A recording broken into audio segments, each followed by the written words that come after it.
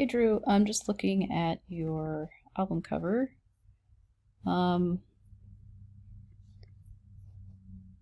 Okay, this does have the bleeds included, I think, which is good. So I did notice a couple of things after the fact. Sometimes it takes me a while looking at something on my own computer to really be able to give the best feedback. I'm going to open up the INDD file. Okay, so, oh, I'm missing your font, but that's just because I didn't install it. You have the fonts in here, so I should be able to get that. But anyway, I'm not going to install them right now.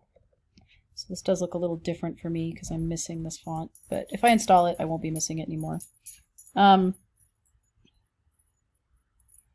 Just a small thing, but this could go up a couple more just so that this matches this.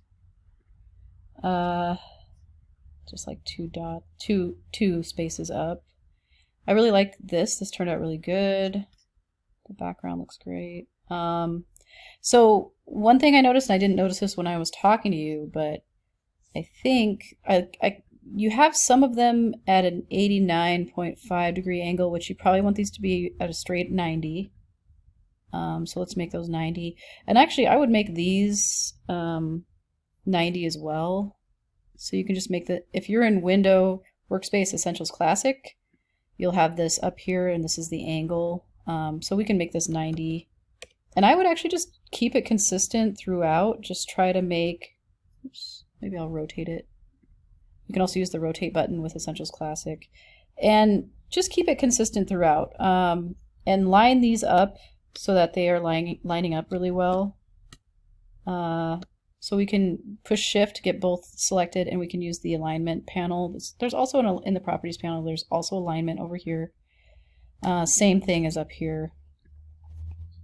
Okay, and we can do the same thing with this. We can make this, and we can just rotate it, and then we can push Shift to get both of these selected and align them. And then another thing we can do is we can align these now. So I'm going to align these two with one another on this edge, so the top edge. And I'm going to align the top edges of these two as well. And that's going to just tighten up the design. It's just going to tighten it up, and it's going to have more consistency that way. So I would say, you know, you could do, I guess you could do these where these don't have the 90 degree on them and they could just be straight, but I'm kind of thinking maybe just for consistency purposes that it might be a good idea to, okay, you did that in Photoshop. It might be a good idea to just you know, do them all the same, basically. And have them all lining up, which they are now. Another thing that I'm noticing is I see that you kind of made this in a section of 4, which I like, but I wonder, so you did take out that light over here, I think, which is good. But with this guy, I wonder if you could move Jason down here, because he has a hard line on his symbol and on his leg here. And actually there's a little bit of a line here. You could potentially use the clone stamp tool to fill in his, or either just blur that out with a soft eraser, and just blur it. But I would move him down into this corner, because naturally this image is going to look better in a corner. So I would move him down here and then maybe move this guy up here. Or maybe move him over here and move Ryan up here where Jason is, if that makes sense. I think, you know, Bryson could stay where he's at for the most part. There is a bit of a line here. So, you know, maybe both of these guys would be better. It's not bad, but definitely with Jason, I think he needs to go into the lower left corner. And then you can move Ryan up there and then maybe move Hunter over. You can kind of experiment and see who looks best. I mean, it might also look best to have, but definitely Jason probably needs to go in this corner just to get rid of this harsh line. I mean, it'll still be there, but it'll look like it belongs if he's in that corner. Of course, you'll probably end up having to crop him down because of the bleed line. So he's going to be a little bit more cropped off. which is probably maybe not a bad thing. And maybe you can just blow him up a little bit or whatever. Also, the effect on Jason looks a little bit different than like the effect on Hunter and Ryan. I don't know if you need to do like a Command L on Jason, just his layer, and really bump up the contrast because yeah, he's just doesn't look quite the same as these guys do. He's not as like quite as stark, but maybe that there's not much you can do about that. I'm not sure. I mean, his face kind of has a similar look as this guy, and his face is sort of, but like these guys have a lot more contrast, especially like even in their clothing and their hands than Jason does. So you might want to just maybe bump up the contrast on Jason just a little bit. So yeah, move him down here and try moving these guys around. Maybe Bryson would look good down here, and then these two could just move up top. And that would kind of get rid of some of these hard lines, which is kind of turning this into like a quadrant of 4s. It'd be nice to just kind of have a nice unified black background that doesn't look like necessarily that it's in quadrants as much anyway. I mean, it's going to look like that no matter what to some degree, but maybe just a little bit less of that. Another way of that might help with that too is just like photoshopping out the symbols and stuff, but I don't know if you want to do that because you are showing these guys using like their instruments and microphone and stuff. So yeah, I think one way around that is just moving Jason down, blurring out the edge of his arm a little bit, and then just trying to find good spots for all of these guys. Because yeah, we have a couple hard lines on some of these images. And the back cover looks pretty good. The only thing that's kind of bothering me is it's not quite centered, so we need to kind of bump it over a little bit to the right. And then also, I don't know if this will fit on one line, but you know, maybe just put this on 3 lines instead of 4. I think that looks better. What size is that? 8 point. That's fine. And then also I noticed you had like a period here, but after Jon Stewart you don't, so you might have to put one there. Also a little tip, if you push W, you can also do like edit spelling and check dynamic spelling. And with this on, when you have W pushed, it'll tell you the things that it thinks are spelled wrong. Sometimes it's just bringing up things like any spell check would that you're like, no, that's actually spelled right. But sometimes it actually finds things for you in the document that are spelled incorrectly. I don't think anything in here is spelled wrong, unless you spelled like a name wrong or something. But yeah, I think that pretty much covers it. And we looked over your bleeds; those look good. So yeah, and then if we go into the links, let's take a look at these. That's an AI file, so that should be high resolution, should be fine. So this is a PNG file. I'm guessing that's probably in RGB still, so that needs to be put in CMYK and updated.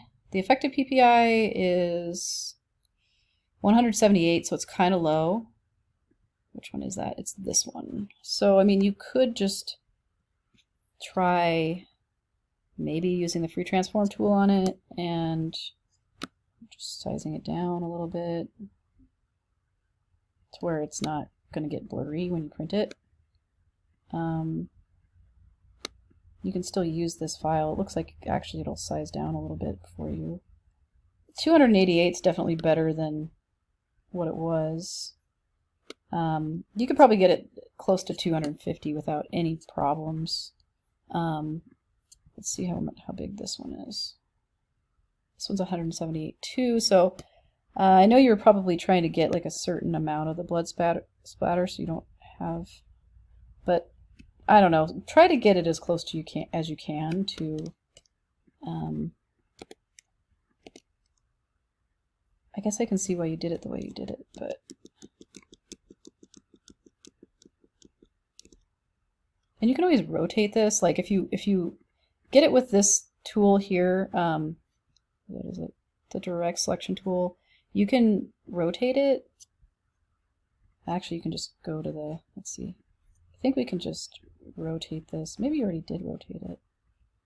But you can try rotating it, see if you can get it you know, looking a little different, or you can just do like a, we already did that, I don't know.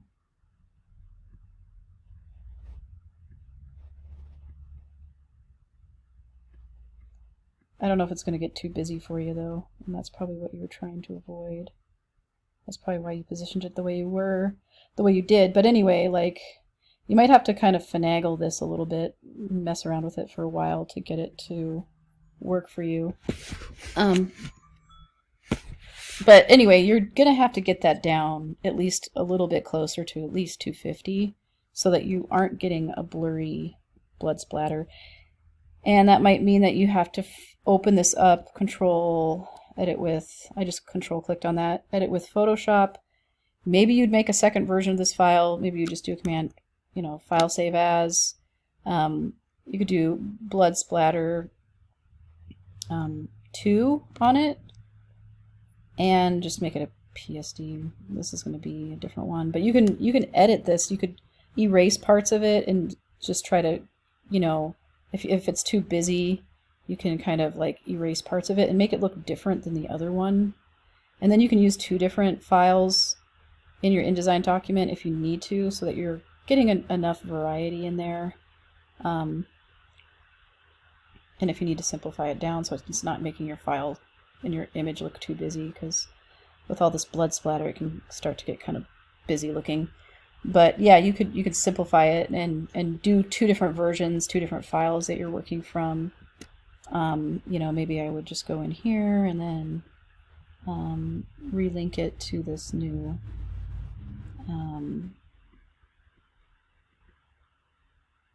thing that I just made.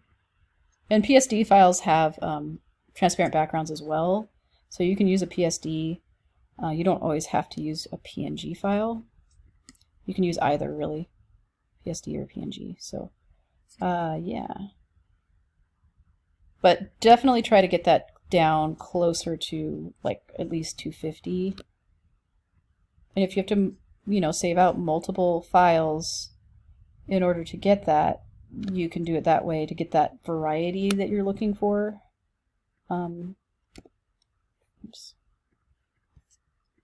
But you don't want it to print blurry.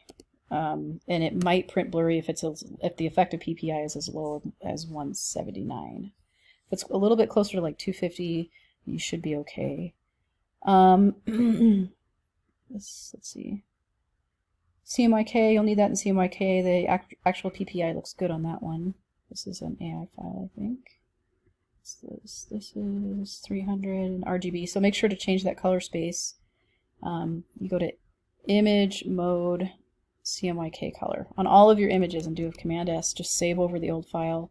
It should automatically update in Photoshop.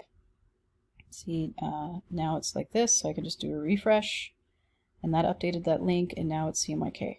So anyway, yep, just make sure you go through and get these in CMYK. Make sure your effective PPI is at least 250. And yeah, that's about it. And maybe switch these guys around, change these a little bit, put this on 3 lines instead of 4, and put that period in there. So yeah, I think that's about it. That's all I have for you. Okay, talk to you later.